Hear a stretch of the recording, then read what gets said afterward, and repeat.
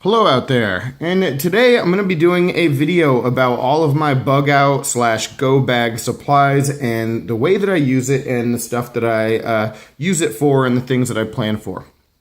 And the reason for this is certainly a matter of timing because the Hurricane Irma is coming towards Florida. I live in Gainesville, Florida, which is generally speaking one of the safer places in the state when it comes to hurricanes, but just can never be too safe when it comes to a storm of this magnitude. So obviously I want to make sure that I have all of the items ready that I could possibly need.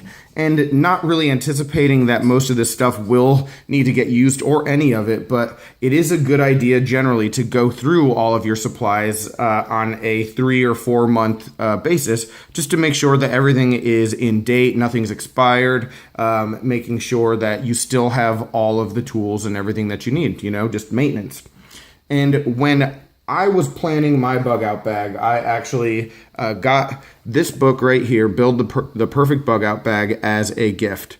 All right, the writer is Creek Stewart, a survivalist. He has a survival school. This is a pretty cool book, and it's definitely not the Bible that I think everybody should adhere to perfectly, because I certainly don't, but just a whole lot of pointers when it comes to choosing the things that you might like and designing your own bag. I got a whole lot out of this. And one thing to keep in mind is that I don't really anticipate having to bug out. You plan for those things, but the idea of the bug out bag is to have all of the tools and the shelter and medicine and food and water that you could need for about 3 days. And every time I've actually had to use items in the bag, it was more in a storm situation where I didn't actually have to leave the house on the run. I have never had to do that. Hopefully I never do. But the cool thing about having a bag and having the preparation all in one spot is that you still have all of the items you might need in one compact area in case something else comes up where you need them. All right, so that's what we're going to look at today. I mean, obviously, I'm going to go through all this stuff more thoroughly off camera, but I'm just going to show you all the stuff that I have and how I plan or could use it. All right, starting with the bag. And the bag is the most important thing, but this is stuff that, all of this stuff is stuff that I accumulated over time. Nothing, I didn't spend a few $100s all at once. So, I just am sort of making do with the things that came available at a good price. So everybody, I think when it comes to a bug out bag, is going to have their own preference. This is a JanSport. All right, and you can see it's a 50. That does have an internal frame, no external frame, and it's pretty sturdy. Let's see if we can get more of a shot of this. And the only compartments, there's like an inner compartment that you're not going to be able to see really, but there's like an inner compartment separation, and then there's some pouches on the outside. There's also an access to the bottom right here, but it's completely open through the rest of the bag. So the point there is that it's not really the most ideal in terms of compartmentalizing everything that you might need. And some people like to have, one zippered pouch for certain items, one zippered pouch for other items. I like the JanSport setup that I have because it allows me to store everything the way that I did, which we'll get to right now. So like I said, on the inside, there's two big separate compartments, and the whole thing is lined with a garbage bag just because it's always good to have a garbage bag. And then on the inside, on one side, I have a bunch of things that are loose. This is a tube tent, comes with instructions. I've set up one of these before, just a good makeshift little shelter thing. Nothing really fancy, but again, something that could be pretty helpful if you need it. And then a whole bunch of Mountain House food goes in there with it. Mountain House food, a few meals, lasagna and meat sauce. Actually tried that one before. It is pretty okay.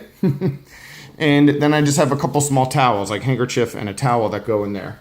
All right, and then if you see in the background, there are a bunch of Ziploc bags, and so that's all the compartments that we're going to be getting to. Instead of having it compartmentalized in the bag, I have bags of my own that sort of separate the different types of things that we'll be getting into. All right, other things that sort of go on the outside of the pack, I have a couple water bottles. All right, so this one has a whole bunch of duct tape. Duct tape is your friend. Duct tape on absolutely everything that you can. And then I have a clean canteen right here. This one's a Nalgene. And then I also have a collapsible bag somewhere. Not seeing it yet though, so I'm gonna have to hunt that down. All right, other stuff that goes on the outside. This goes in like the headrest. This is a Coleman, just like a, could be used as a pillow or a blanket or just something to line the ground if we don't need a blanket.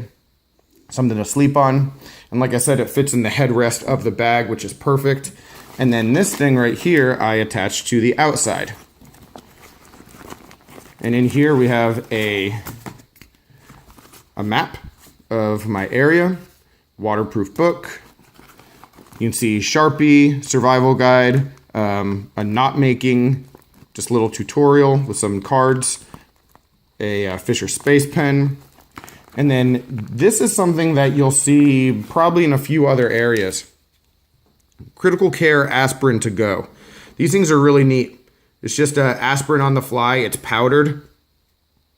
And I mean, what this is good for especially is if someone is having like a heart attack, just a quick blood thinner, you know, because it is a powder form. It's not a coated aspirin tablet.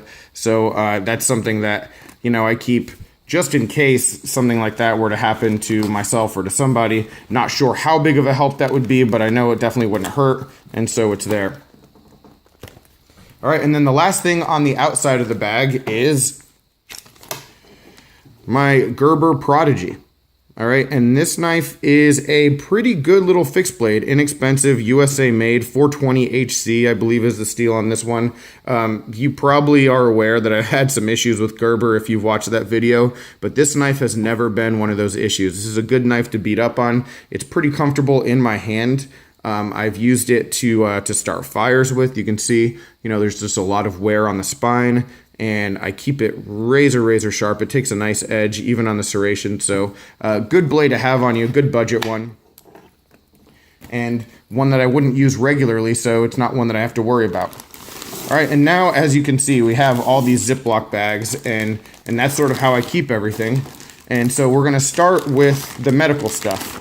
And the cool thing, before I jump into all this, the cool thing about all this is, let's say you were in some kind of situation where you know, you didn't need to bug out and you didn't need to leave with the whole bag, but you needed a certain, like, oh, I need some fire starting stuff for this trip, or I need an extra, you know, extra lighting equipment, or a first aid kit.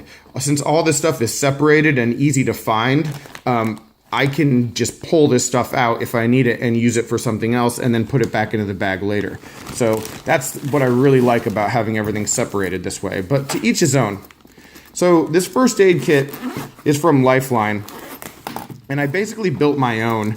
So I have a ton of different things in here, and some of it is original Lifeline stuff, and a lot of it is just refills because like the pills and stuff have expired and I've had to get new ones and things. So when I was buying a first aid kit, the thing that I was really looking for was the case. So the case is what made it for me, you know, because everything is just going to rotate in and out over the course of time. So there's that. All right, and then I also have particle respirators just for who knows what, but they're here. All right, and let's move next to, I think this is the lighting bag. Yeah, so we have the lighting. So here's a cheap set of Bushnell binoculars. And then other stuff that we have in here. Let's see, we have some snap lights, and I guess we don't have to take it all out. But snap lights, a small, tiny little flashlight right here, a headlamp from Energizer. You'll see a couple of these Bear Grylls Priorities of Survival pocket guides. They come with like all of the Bear Grylls knives, so I just throw them in everything just to have them. And one other thing you'll see through the bag here is a lighter. All the lighters you'll see will probably be wrapped with duct tape because it's just a good way to get more duct tape in your kit. Like I said, duct tape is it's pretty darn good to have. And then we have a bunch of batteries. So pretty well set up there.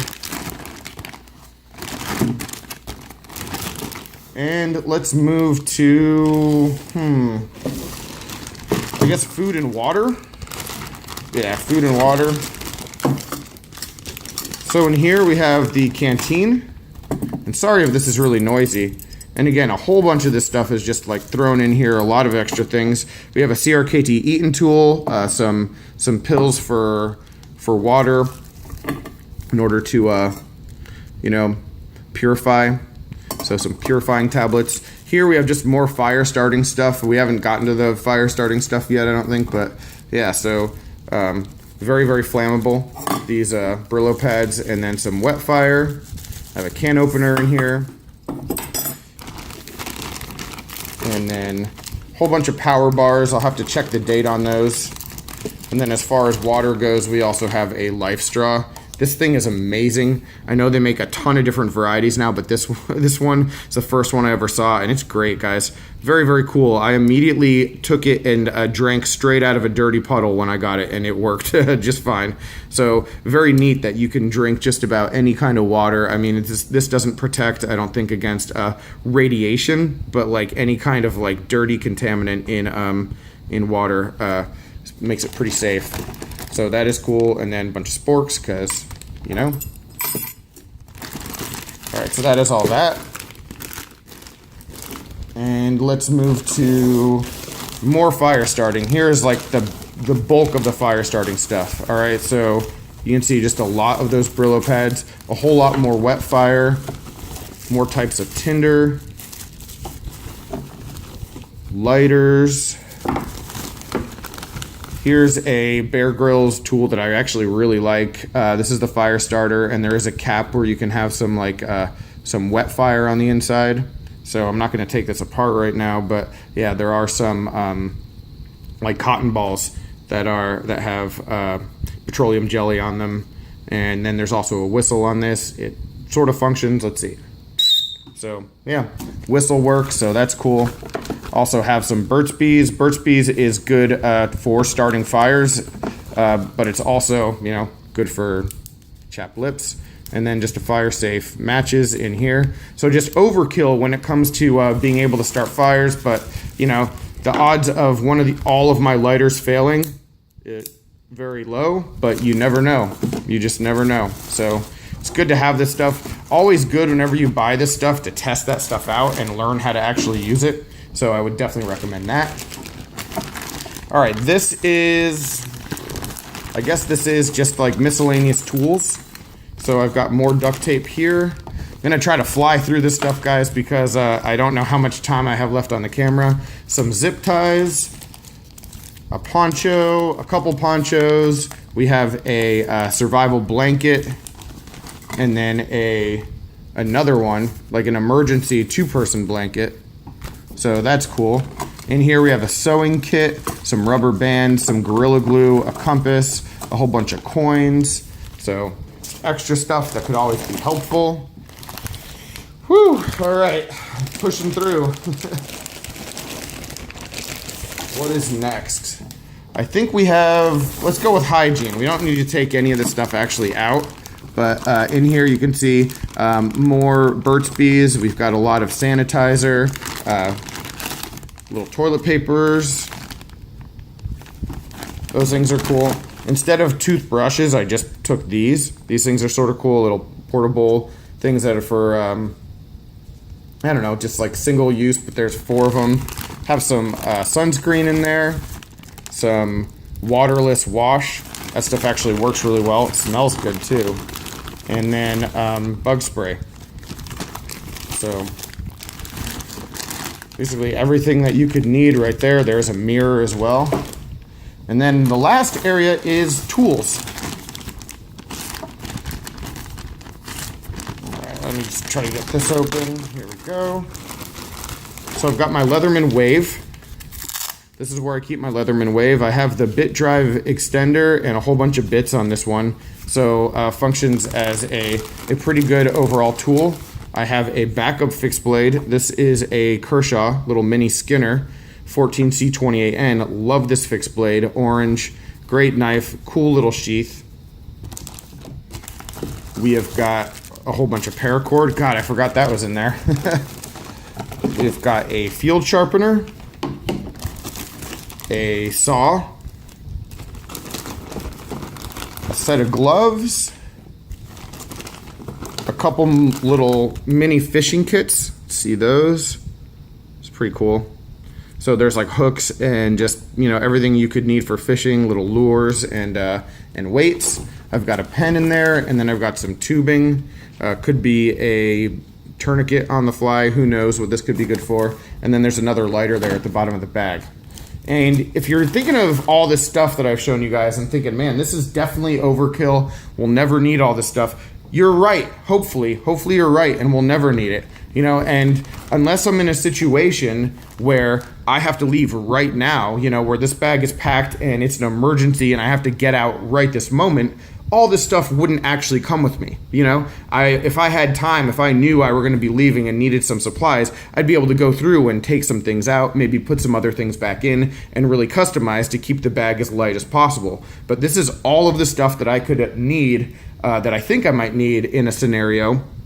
And then, of course, if I were to leave with all of it and I didn't need it, I could discard some of it or whatever. But all of this stuff is replaceable, is the point. You are not. So I try to be as prepared as possible, but I don't know. I mean, I'm doing my best. I've never needed to use all this stuff, like I said, so I'm not 100% sure, you know, what I should add or what I should take away. But all I'm going to do right now is make sure that the stuff that I do have is all set to go for the weekend, and make sure that there's nothing that I might need to add, you know, apart from more just basic supplies around the house in terms of water and food. But overall, that's really it, guys. Just wanted to share that with you and share my philosophy about it with you. Any questions, comments, complaints, suggestions, let me know down below. I will definitely be interested in hearing them. So yeah, thanks for your time. And if you are in Florida or anywhere near the wildfires out west, or any kind of natural disaster headed your way, best wishes, and I hope you're all safe. Take care.